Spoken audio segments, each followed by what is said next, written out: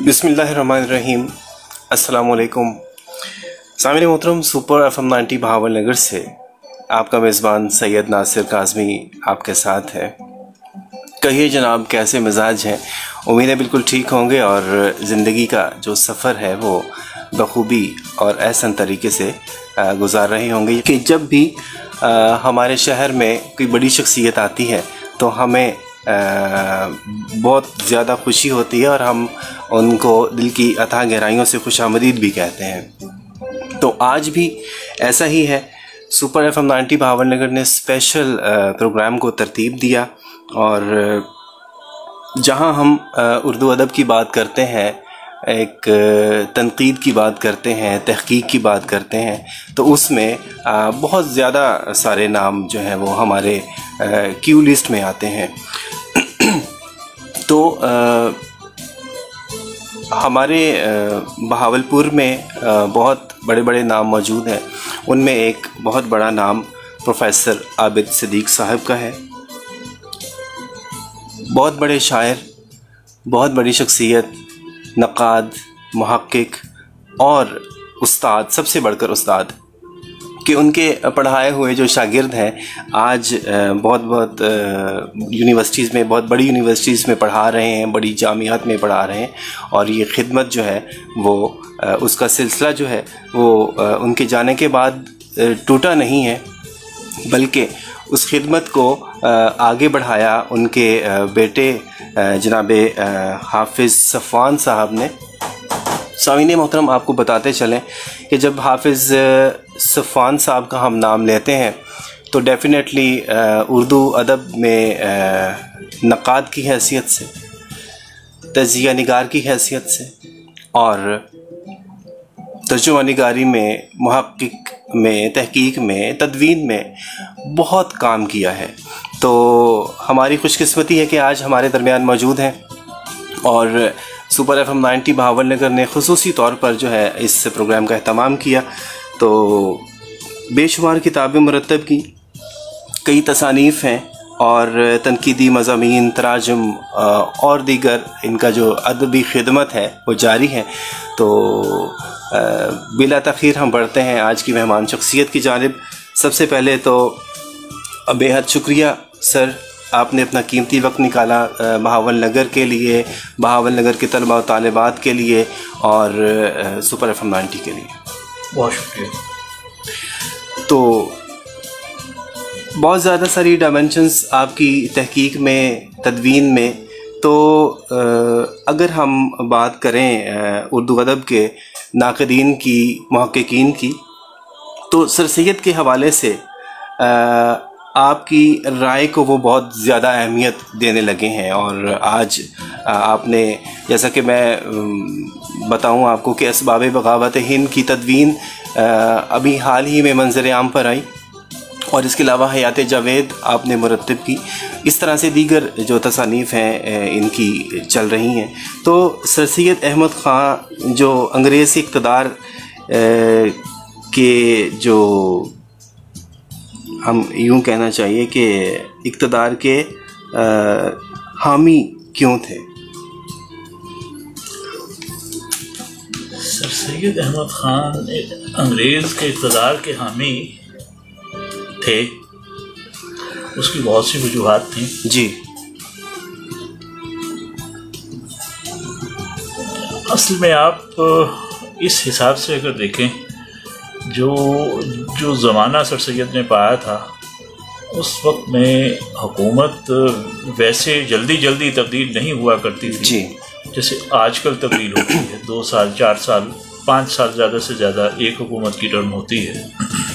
पहले ख़त्म हो जाए किसी वजह से या कोई एक्सटेंशन मिल जाए किसी वजह से, वरना अमूमन यही है कि 4 साल या 5 साल एक हुकूमत का दौरानिया होता है।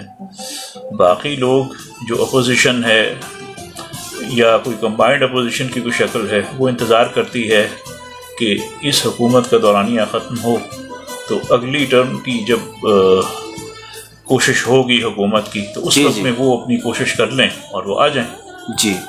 तो सर सैयद अहमद ख़ान जिस दौर में थे उस वक्त में ऐसा नहीं था।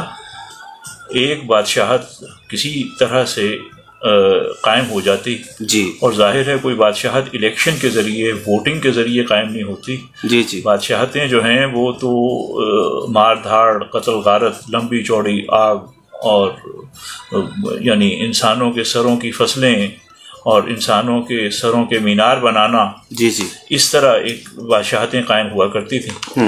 اور پھر ایسے جو بادشاہت قائم ہوتی تھی اس کی اپوزیشن کوئی نہیں ہوتی تھی. جی جی یا کم سے کم جسے کہنا چاہیے جیسے آج کل کی حکومتوں میں ایک پارٹی حکومت میں ہے اور ایک پارٹی حزب مخالف ہے اپوزیشن میں ہے، ویسا نہیں ہوتا تھا. تو جو حکومت قائم ہوتی تھی وہ صدیوں کے لیے قائم ہوتی تھی. تو سر سید اتنے سمجھدار ضرور تھے کہ وہ یہ دیکھ گئے تھے، بھانپ گئے تھے کہ اب انگریز جو ایک صدیوں سے قائم بادشاہت کو ختم کر کے اس نے اپنا اقتدار قائم کیا ہے، تو یہ کوئی 4 سال یا 5 سال یا 10 سال کے لیے نہیں آیا، بالکل ایسے یہ صدیوں کے لیے آیا ہے. جی جی تو جو ایک بادشاہت صدیوں کے لیے قائم ہوئی ہے، نیا حکومتی سیٹ اپ کہہ لیں جو صدیوں کے لیے قائم ہوا ہے، جی تو وہ صدیوں کے لیے ہوا ہے. بالکل صحیح. تو سر سید اس لیے حامی تھے کہ ایک نئے اقتدار کو آپ آخر کتنا اس کی مخالفت کر لیں گے اور آپ اس کے مقابلے میں کیا چیز پیش کریں گے کہ لوگ آپ کی طرف آ جائیں. جی سر سید کوئی ایسا ذہن نہیں تھے، اتنی بڑے آدمی نہیں تھے. وہ سمجھتے تھے کہ کم سے کم میں کوئی متبادل حکومت پیش نہیں کر سکتا، تو میں بجائے اس کے کہ میں خامخواہ والی مخالفت کروں، بس میں ایک ملازم آدمی ہوں، ملازمت کر رہا ہوں. اور مسلمان جو ایک وقت میں حاکم تھے لیکن کوئی ایسے 20-22% تھے ٹوٹل آبادی کا، اب ان کا اقتدار جو ختم ہوا تو سر سید نے یہ بھانپ لیا کہ اب صدیوں مسلمانوں کا اقتدار ویسا نہیں آ سکتا، کیونکہ آبادی مخالفین یعنی مخالف مذہب والوں کی بہت زیادہ تھی. تو اس لیے انہوں نے مخالفت برائے مخالفت نہیں کی، بلکہ سمجھداری سے ایک بڑے اقتدار کا ساتھ دے کر اس میں سے اپنا اور اپنے ہم مذہب لوگوں کا فائدہ لینے کی کوشش کی، حصہ نکالا. یہ سر سید کا پرسپیکٹیو تھا کہ اس پرسپیکٹیو میں وہ حکومت کے انگریز کی حکومت کے حامی تھے.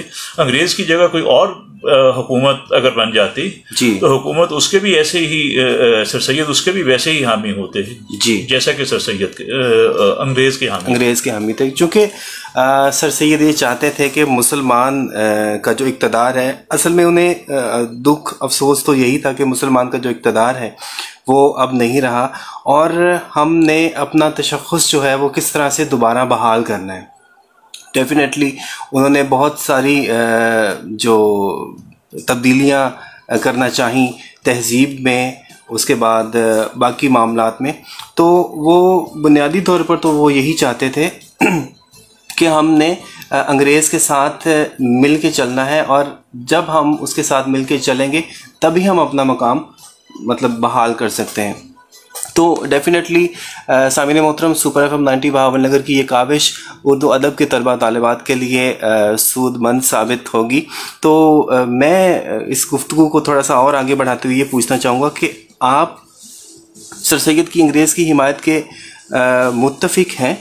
جی، میں سر سید کی انگریز کی حمایت سے انتہائی متفق ہوں، اس لیے کہ ایک بہت بڑا اقتدار جو قائم ہوا تھا اور بہت بڑے پرانے اقتدار کو ہٹا کر اس کی جگہ پر متبادل طور پر سامنے آیا تھا. جی جی. تو وہ رہنے کے لیے آیا تھا، تو اس کے ساتھ مخالفت کا کوئی فائدہ نہیں تھا سوائے کہ دیوار سے سر پھوڑنا. تو اس لیے میں سر سید کی اس وقت کے حساب سے جو اس وقت کے میں انہوں نے فیصلہ کیا انگریز کی حمایت کا، میں اس وقت کے حساب سے ان کی حمایت کا متفق سے انتہائی متفق. ٹھیک ہے، مطلب اس وقت ڈیفینیٹلی جو ماحول چل رہا تھا، اور سر سید یہ چاہتے تھے کہ مشینی دور میں داخل ہوا جائے اور تب ترقی کی جائے. جی. تو اسی دوران میں 1857 کا ہنگامہ غدر یہ کہہ لیں، تو اس میں مسلمانوں کا کتنا آپ قصور سمجھتے ہیں، یا اس کو کس طرح تناظر میں دیکھتے ہیں؟ ہاں، دیکھیے، انگریز ایک سمجھدار حکمران تھا.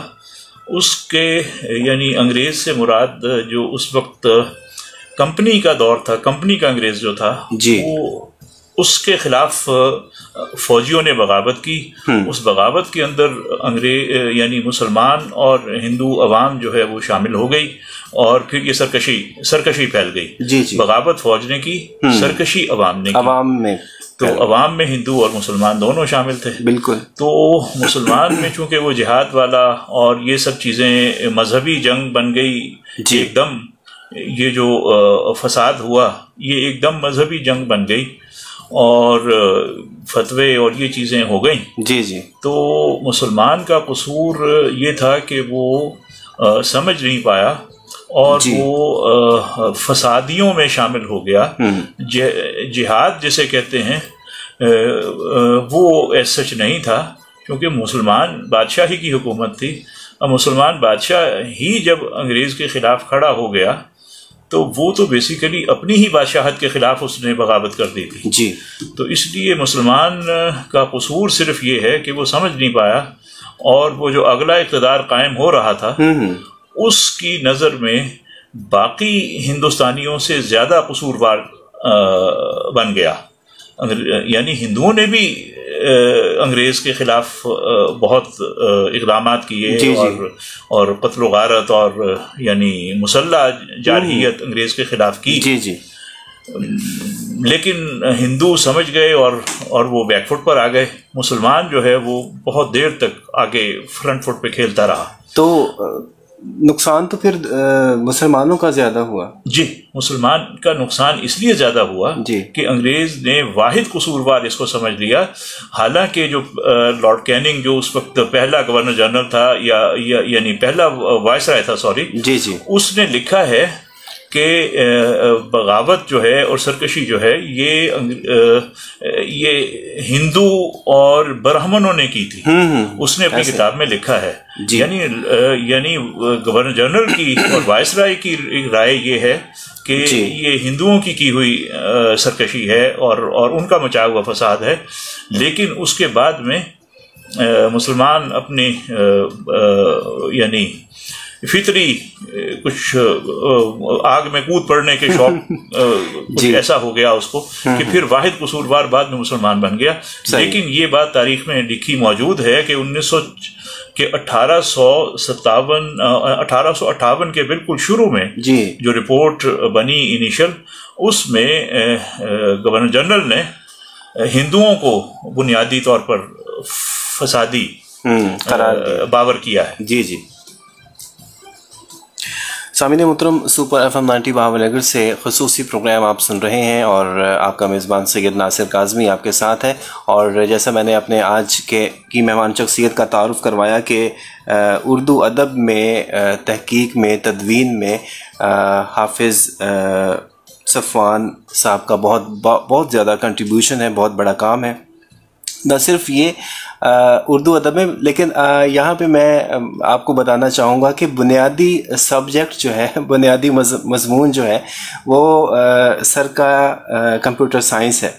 اور اگر ہم اس گفتگو سے تھوڑا سا ایک لمحے کے لیے ہٹ کے بات کریں تو آپ کا بہت بڑا کام ہے. اگر ہم گوگل میں جائیں اور جب ہم اردو لکھیں تو اس میں اردو لکھی جانے والی جو زبان ہے اس میں حافظ صفوان صاحب کا بہت بڑا کنٹریبیوشن ہے.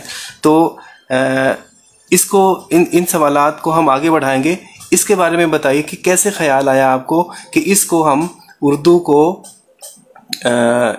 اس لیول پہ لے کے جائیں اور اس کے گوگل میں ہم اس کو اردو کو کر لیں. یہ تو دیکھیے, یہ تو ایک بنیادی ضرورت تھی اور ہے کہ جو بھی زبان اس وقت بولی جا رہی ہے, لکھی جا رہی ہے, وہ جو اس وقت موجود سارا میڈیا ہے اس کے اوپر موجود رہے. جی. تو کوشش کرتے رہے ہیں لوگ. بھئی جب کاغذ پر اردو ٹائپ نہیں تھا اس پر ٹائپ کے لیے کوشش کی گئی, پھر ٹائپ چلا تو آہستہ آہستہ یہ کوشش ہوئی کہ آٹومیشن کی طرف چلیں.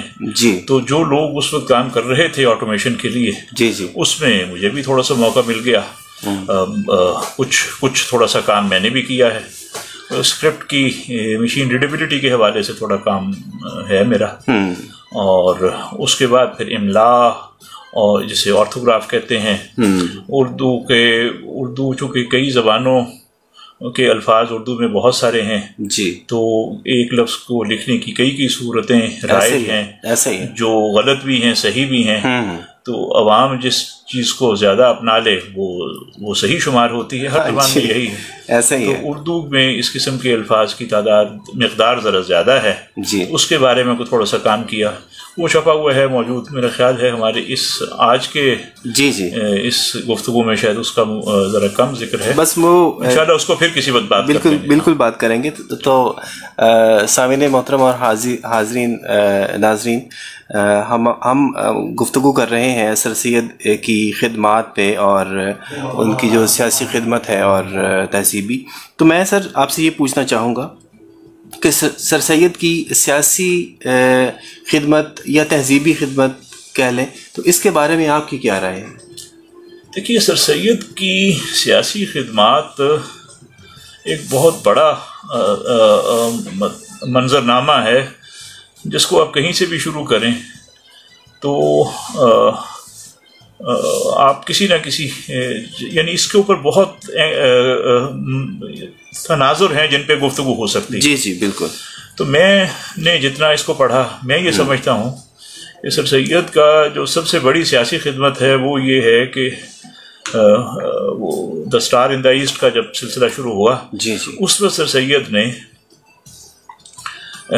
اور جب کانگریس بنی تو سر سید نے بہت قوت سے انتہائی سوچ سمجھ کر تقریباً پورے زمانے کی مخالفت، اس وقت کے زمانے کی مخالفت مول لے کر انہوں نے مسلمانوں کو کانگریس کا حصہ بننے سے روکا اور اس کے لیے پوری قوت لگا دی اپنی، جو ان کی تحریری اور ان کی گفتگو بھی وہ کرتے تھے تو اخباری جو بھی چیزیں ان کی آتی تھیں انہوں نے لکھے، مضامین لکھے. ان مضامین کو انگریزی میں بھی ترجمہ کرایا تاکہ ان کا نقطہ نظر جو ہے وہ انگریز دنیا کے سامنے بھی آ جائے، یعنی براہ راست آ جائے. تو اس طرح انہوں نے بہت کوشش کی کہ مسلمان کانگریس کا حصہ نہ بنے بلکہ اپنی الگ سیاسی پہچان بنائیں. تو بالآخر مسلمانوں نے ان کی بات مان لی اور یہ اتنی حیرت ناک بات تھی کہ اس کا ذکر کئی اچھے لکھاریوں نے کیا ہے اس وقت کے حساب سے، جن کی سیاسی سے تھی انہوں نے اچھا کیا. اور سر سید کی یہ سب سے بڑی سیاسی خدمت تھی کہ انہوں نے مسلمانوں کا سیاسی تشخص جو ہے اس کا انفرادیت جو ہے اس کو بحال رکھا. کیا بات ہے. تو پھر یہ جو آگے چیزیں ہیں، پاکستان بنا اور یہ ساری چیزیں، اس کی بنیاد اس وقت تھی کہ مسلمانوں نے اپنی سیاسی شناخت کو کھویا نہیں تھا، اگرچہ انہوں نے اپنی صدیوں کی حکومت کو کھو دیا تھا. بالکل. اس صدیوں کی حکومت کھونے کے بعد بھی سیاسی تشخص کو قائم رکھنا، جو موجود ہے اس کو قائم رکھنا اور اس کو بڑھانا، اس کو توانا کرنا، یہ سر سید کا سب سے بڑا رول ہے. تو ایک تو ہم یہ کہتے ہیں کہ دو قومی نظریہ جو ہے وہ علامہ اقبال نے پیش کیا کہ ہم یہ سمجھتے ہیں کہ ہندوستان میں دو قومیں آباد ہیں، مسلمان اور ہندو، تو ان کو الگ ہونا چاہیے. تو سر سید احمد خان کے دو قومی نظریے کے بارے میں کیا آپ ان کو بھی بانی سمجھتے ہیں؟ دیکھیے دو قومی نظریہ، آپ اس کی سیاسی، آپ اس کی جذباتی یعنی اپیل تک جائیں وہ تو آپ قائد اعظم کا وہ جملہ کہ وہ پاکستان اسی دن قائم ہو گیا تھا جس دن پہلا، تو یہ تو اس کی آپ کئی توجیحات پیش کر سکتے ہیں. سر سید ہندو مسلم اتحاد کے سب سے بڑے حامی تھے، اس میں کوئی دو رائے نہیں، کوئی شک نہیں ہے. لیکن 1866 میں جب ایک وہ پورا واقعہ ہے، آپ دیکھ لیجئے گا اس کا ذکر جو ہے تو ایک خصوصی موقع آیا تھا جس کے بعد سر سید نے گورنر کو یہ کہا، گورنر سے بات کرتے ہوئے بات اس کے جواب میں کہی کہ میرے خیال میں اب ہندو اور مسلم اکٹھے نہیں رہ سکیں گے. یہ 1800 غالباً 66 کی بات ہے. صحیح. تو ہم کہہ سکتے ہیں کہ سر سید ہی اس کے بانی ہیں، لیکن سر سید اکیلے اس کے بانی نہیں ہیں.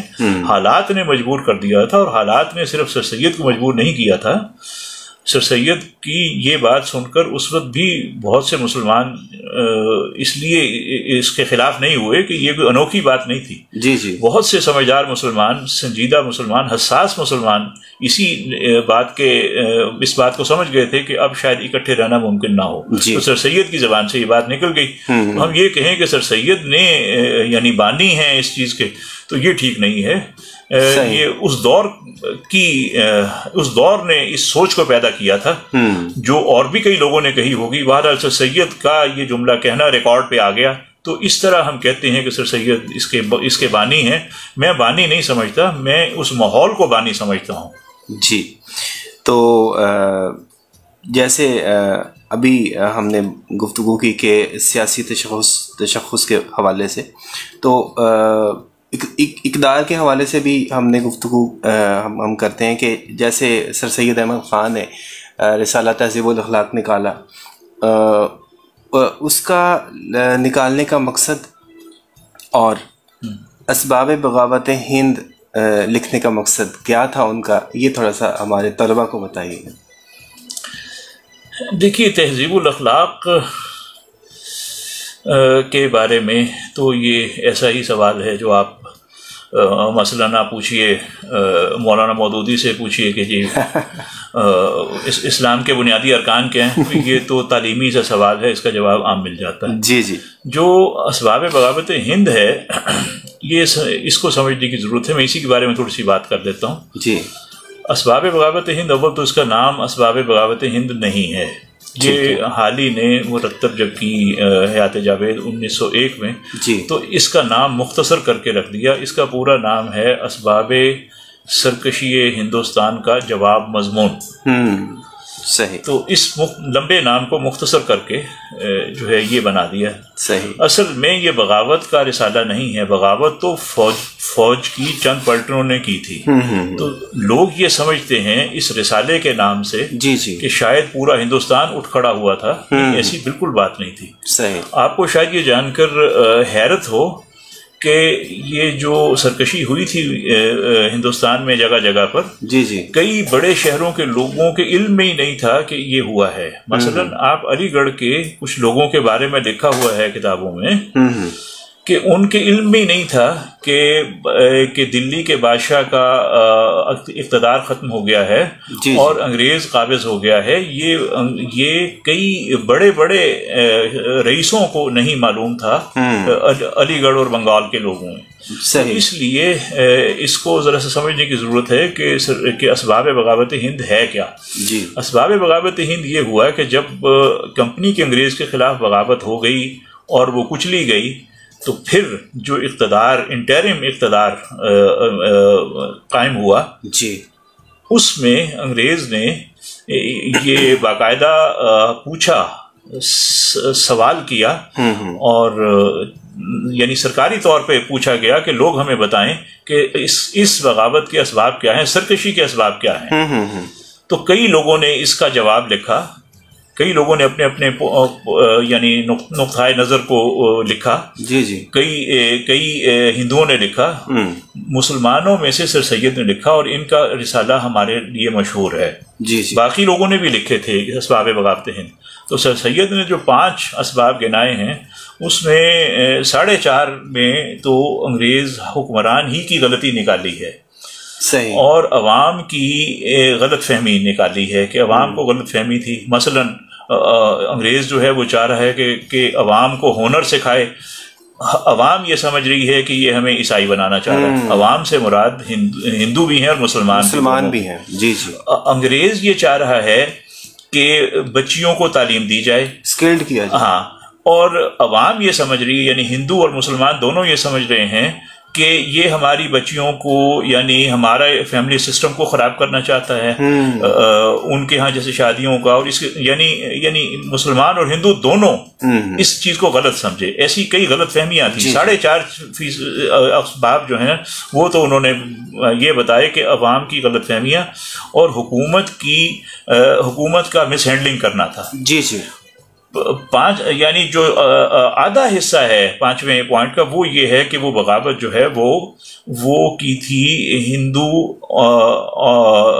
پلٹنوں نے یعنی فوجیوں نے اس فوجیوں میں مسلمان بھی شامل تھے اور ابتدائی جو پلٹونیں نکلیں جنہیں بنگال لانسرز کہتے ہیں وہ نکلے وہ انگریز کا وہ جو تھا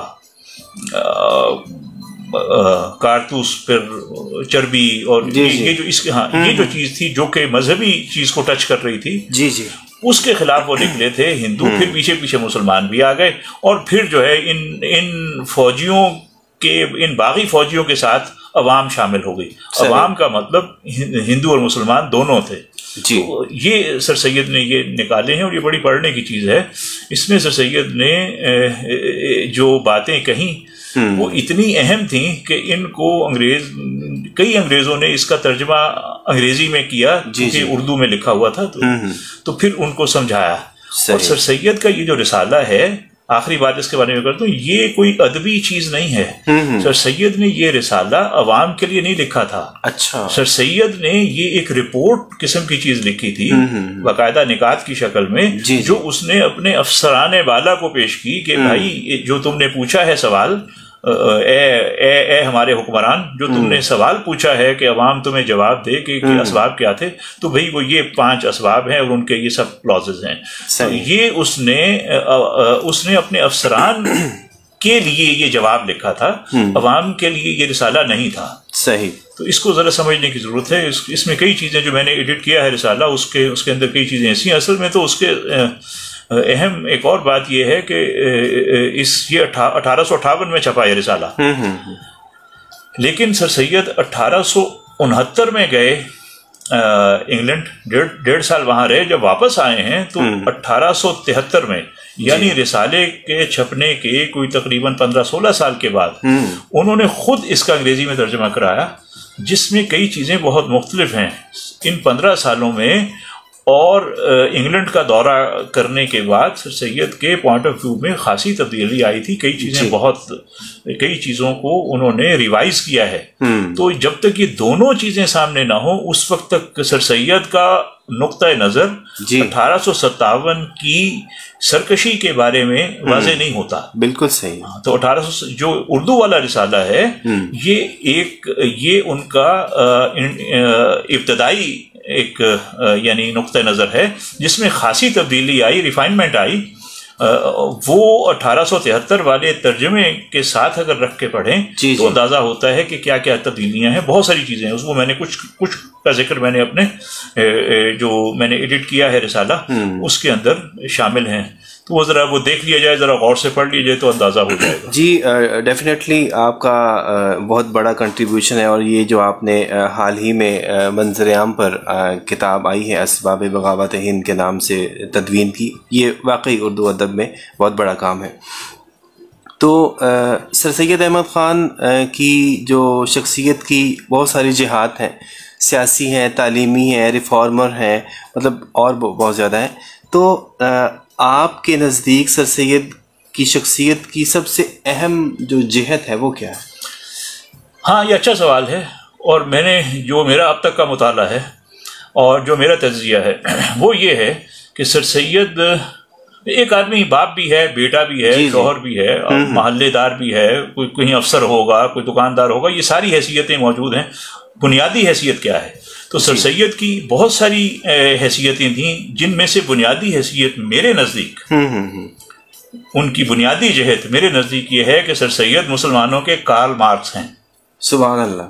مسلمانوں کی معیشت کو بہتر کرنے کے نقطۂ نظر سے انہوں نے کام کیے کہ اگر یہ اپنی معاش کو بہتر کر لیں گے تو ان کی سیاسی حیثیت بھی بحال ہو جائے گی اور جب سیاسی حیثیت بحال ہو جائے گی تو ان کی باقی بھی چیزیں ان کو مل جائیں گی. آپ مثلاً یہ دیکھیے کہ انہوں نے قانون وقف خاندانی اگر آپ پڑھیں اس چیزوں کو انہوں نے قانون وقف خاندانی جو ہے وہ اس کو یعنی ڈیزائن کیا اور اس کو وائسرائے کونسل میں پیش کرنے کے لیے کیا کہ جن مسلمانوں کے پاس چند چیزیں کچھ حکومتیں اور یہ کچھ چیزیں رہ گئی ہیں بھئی ان کی کچھ حیثیت سیاسی ہو معاشی ہو تاکہ چند لوگوں کو روٹی کھلانے جتنے پیسے تو ہوں ان کے پاس، بالکل صحیح، تو وہ ان کے پاس کچھ پیسے ہوں، کچھ سیاسی حیثیت ہو، معاشی صورتحال ان کی بہتر ہو تو یہ جی سکیں گے، ورنہ ان کا نام و نشان مٹ جائے گا۔ بالکل صحیح۔ اس چیز کے لیے انہوں نے کئی کام کیے، اس کے اندر سے یہ ایک میں نے ذکر کیا، اور بھی ہیں بہت سی چیزیں۔ تو میری نزدیک سر سید کی بنیادی حیثیت معاشی صورتحال مسلمانوں کی بہتر کرنا جو ہے، یہ ان کا سب سے بڑا کارنامہ ہے۔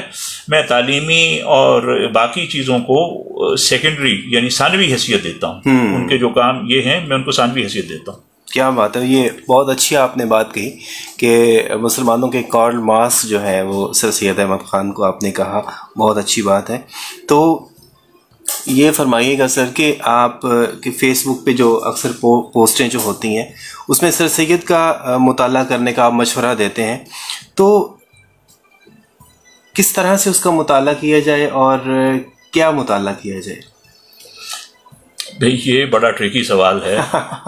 دیکھیے مجھے ان سوالوں کو ڈیل کرنا، چلیے دیکھتے ہیں۔ دیکھیے گزارش یہ ہے کہ یہ بتانا کہ سر سید کا مطالعہ یوں کریں یا فلاں کا مطالعہ یوں کریں، یہ تو نہ میرا مقام ہے نہ کسی کا مقام۔ بھئی جیسے آپ نے کرنا ہے کریں۔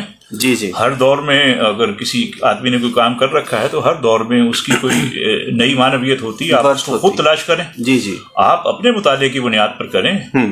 تو میں یہ سمجھتا ہوں کہ سر سید کا ہی نہیں، باقی بھی جو بڑے لوگ ہیں، آپ کسی کو اگر سمجھنا چاہیں جی جی، تو دو چیزیں ہیں، یا تو آپ لوگوں کی کہی ہوئی باتوں سے اس شخصیت کی تصویر بنا لیں، اور ان کی کہی ہوئی باتوں یا ان کے بنائے ہوئے ان کے بنائے ہوئے نظریات کو کسی شخص کے بارے میں لوگوں کے بنائے ہوئے نظریات کو لے کر آگے چل پڑیں۔ دوسری صورت یہ ہے کہ آپ اس شخصیت کے بارے میں خود پڑھیں، صحیح، خود پڑھیں، اس کی چیزوں کو پڑھیں۔ تو سر سید کا لکھا ہوا، سر سید کا جسے ہم تحریری سرمایہ کہیں، وہ بہت سارا ہے، تو اس کو پڑھ لیجئے۔ تو سر سید کا کسی وقت میں کیا نقطہ نظر تھا، کسی وقت میں کیا تھا، کسی وقت آپ کو اندازہ ہو جائے گا کہ کیا تھے وہ۔ تو خود پڑھیں۔ مطالعے کا مطلب ہے کہ خود پڑھیں۔ مطالعے کا مطلب یہ نہیں ہے کسی ایکس وائی زیڈ یا کسی بڑے پروفیسر یا کسی بڑی خوبصورت چھپی ہوئی کتاب کو دیکھ کے آپ سر سید اپنی رائے قائم کر لیں۔ اپنی رائے نا، سر سید کو پر اپنی رائے قائم کرنے کے لیے چند ماہ لگا کر، 4-5 ماہ لگا کر سر سید کی سب چیزوں کو آرڈر میں پڑھ لیجیے، یعنی ترتیب میں پڑھ لیجیے، آپ کو خود سمجھ میں آ جائے کسی وقت کیا کہا ہے۔ صحیح۔ بھئی ایک آدمی سیاسی طور پر فعال ہے، تو جو سیاسی طور پر فعال آدمی ہے اس کی تو رائے روزانہ کے حساب سے تبدیل ہوتی ہے۔ بھئی ایک گورنر جنرل آیا، اس نے کچھ پالیسیاں بنائیں، آپ کی رائے یہ ہے۔ دوسرا گورنر جنرل آیا، اس نے کچھ اور پالیسیاں بنائیں، آپ کی رائے مختلف ہو گئی۔ تو بھئی کسی وقت میں وہ کچھ کہہ رہا ہوگا، کسی وقت میں وہ کچھ کہہ رہا ہوگا۔ ایسے ہی ہے۔ تو جو آدمی سیاسی زندگی میں فعال ہے، اس کی رائے کو یہ سمجھنا کہ یہ تبدیل کیوں ہو رہی ہے یا اس کا نقطہ نظر کیوں تبدیل ہو رہا ہے، یہ بالکل غلط بات ہے۔ بھئی وہ تو کرے گا ہی ہے، تو وہ اس کی بات واقعی، وہ جو ہمارے انہوں نے کہا تھا، اس کی بات واقعی قرآن و حدیث نہیں ہے، اس کی رائے تو تبدیل ہوتی رہے گی، مختلف جو بھی سیاسی حالات ہیں ان کے حساب سے۔ تو سر سید کی بھی ایسی ہوتی رہی ہے۔ کسی وقت میں آپ کو وہ انگریز کے نہایت حامی نظر آئیں گے، کسی وقت میں وہ انگریز کے نہایت مخالف نظر آئیں گے۔ سر سید وہ پہلے آدمی ہیں جنہوں نے کالونیل نظام کے بالکل کو برا اس وقت کہا، 1858 میں کہا انہوں نے کہ کالونیل نظام جو ہے وہ ٹھیک نہیں ہے، جب کالونیل نظام کے بارے میں کسی نے بھی کوئی لفظ برا نہیں کہا تھا۔ صحیح۔ تو کالونیل نظام کو برا کہنا تو پہلی جنگ عظیم کے بعد کہیں شروع ہوا ہے کہ یہ خرابیاں ہیں۔ تو سر سید نے یہ اس وقت کہا تھا کہ کالونیل نظام ٹھیک نہیں، اور کالونیل نظام کا وہ یہ کہتے تھے کہ یہ انگریز یہاں سے آتا ہے، چند سال ملازمت کر کے واپس چلے جاتے ہیں انگریز کے، نئے آ جاتے ہیں۔ انہوں نے کہا کہ اگر یہ انگریز بھی ویسے یہاں پر رہائشی بن جائیں جیسے پہلے حملہ آور جو ہیں وہ یہاں آ کر رہ گئے اور اب ہم انہیں اپنا سمجھتے ہیں، اگر انگریز بھی یہیں رہنے لگ جائیں تو ہم انہیں بھی اپنا سمجھیں گے۔ تو وہ کہتے تھے کہ ملازمت میں ریٹائرمنٹ کے بعد واپس جانا جو ہے ٹھیک نہیں ہے، اور یہی وہ چیز ہے جو پہلے حکمرانوں میں اور انگریز میں مختلف ہے. اسی لیے ہم انگریز کو برا بھلا بھی کہنا ہمارے لیے آسان ہے. بھئی پرانا حکمران، پرانا گورنر جنرل گیا تو اب آپ اس کو برا کہنا شروع کر دیں، نئے کی آپ حمایت شروع کر دیں. جو ہی نیا ہٹے گا آپ پھر وہ اس کی حمایت شروع کر دیں. تو یعنی فائدہ بھی اٹھاتے رہیں انگریز سے اور اس کو برا بھی کہتے رہیں. تو یہ جو چیز ہم نے سیکھی ہے انگریز کے یہاں ٹک کر نہ رہنے کی وجہ سے، تو اس کے سر سید بیسیکلی انہوں نے اس وقت کہا تھا کہ یہ چیز ٹھیک نہیں ہے. اسی کی وجہ سے انگریز جو ہے یہاں سے بہت کچھ جو اگر انڈیا سے لے کے گیا ہے وہ اسی لے کے گیا کہ گھر اس کا پیچھے تھا، وہ اپنے پیچھے والوں کو بھر رہا تھا. بھائی تو اگر وہ یہیں رہ جاتا تو اپنی ساری جو اس کی قوتیں ہیں اور جو کمایا ہے اس نے وہ یہیں کے لوگوں پہ خرچ ہوتا. ایسے ہی تو یہ چیز تھوڑا سی ٹرکی ہے لیکن سمجھنے کی ہے. ٹھیک ہے جی. سامعین محترم، سپر ایف ایم 90 بہاول نگر سے خصوصی پروگرام ہم نے آپ کے لیے ترتیب دیا. اردو ادب کے جو طلبہ و طالبات ہیں ان کے لیے ترتیب دیا. اور آج ہمارے جو مہمان شخصیت ہمارے ساتھ موجود ہیں حافظ صفوان صاحب، اور بتا چکا ہوں آپ کو اردو ادب میں نقاد کی حیثیت سے، محقق کی حیثیت سے، تجزیہ نگار کی حیثیت سے، مدون کی حیثیت سے آپ کا نمایاں نام ہے. تو سر اب پروگرام کو وائنڈ اپ کرتے ہیں. اس کو چلتے چلتے آج کے جو طلبہ و طالبات ہیں یا آج کا جو فرد ہے اس کے لیے کیا پیغام دینا چاہیں گے؟ دیکھیے سر سید نے جو اپنے بچوں کے لیے، ان لوگوں کے لیے جنہوں نے پتھر اٹھائے ہوئے ہیں اور انگریز کے خلاف اور انگریز پر پتھراؤ کر رہا ہے، بیچاروں کے پاس کام ہی کوئی نہیں، نہ ان کے پاس کوئی ہنر ہے، نہ ان کے پاس کوئی تمیز ہے، اور نہ ان کی کوئی سیاسی حیثیت رہ گئی ہے، نہ ان کی معاشی حیثیت رہ گئی ہے، نہ ان کی کوئی تعلیمی حیثیت رہ گئی ہے. یہ سب چیزیں جو ان کے ہاتھوں سے ایک دم نکلتی چلی گئیں اور ریت کا ایک ذرہ نکلا پوری مٹھی ان کی خالی ہو گئی. مسلمان ان مسلمانوں کو سر سید نے جو کہا، وہ جو سمجھایا وہ یہی تھا کہ اپنی معاشی حیثیت کو بہتر کرو. اس کے لیے تعلیم اور ہنر، ہم تعلیم کی بات تو کرتے ہیں، ہنر کی بات نہیں ہم نارملی کرتے. تو تعلیم اور ہنر کو سیکھیں اور معاشی حیثیت کو بہتر کریں تو ہماری سب چیزیں آ جائیں گی. تو ہائی ایجوکیشن اور ان سب چیزوں میں مسلمان بچہ جو ہے مسلمان زبان سیکھیں، مسلمان ہنر سیکھیں اور مسلمان آگے نکلیں اور برابری کی بنیاد کے اوپر مطالبہ کریں. تو یہ سر سید کا تھا. میں تو یہی چاہوں گا کہ اگر آپ یہ سر سید کے حوالے سے پروگرام ہے تو سر سید کا یہ پیغام ہے، تو میرا خیال ہے یہ کرنا چاہیے. جی سامعین محترم، سپر ایف ایم 90 بہاول نگر سے اب تک کے لیے اتنا ہی. ہم اپنے جو خصوصی مہمان ہیں جناب حافظ صفوان صاحب کا تہ دل سے شکریہ ادا کرتے ہیں کہ آپ اپنا قیمتی وقت آپ نے نکالا اور سپر ایف ایم 90 کے لیے وقف کیا. بہت ساری دعائیں آپ کے لیے کہ اللہ تعالیٰ اسی طرح سے آپ کا جو ادبی خدمت ہے وہ جاری رہے. سامعین محترم، سپر ایف ایم 90 بہاول نگر سے انشاءاللہ آئندہ بھی اس طرح کے بے شمار پروگرام ترتیب دیے جائیں گے. اب تک کے لیے اتنا ہی. سید ناصر کاظمی کو اجازت دیجیے. اللہ حافظ.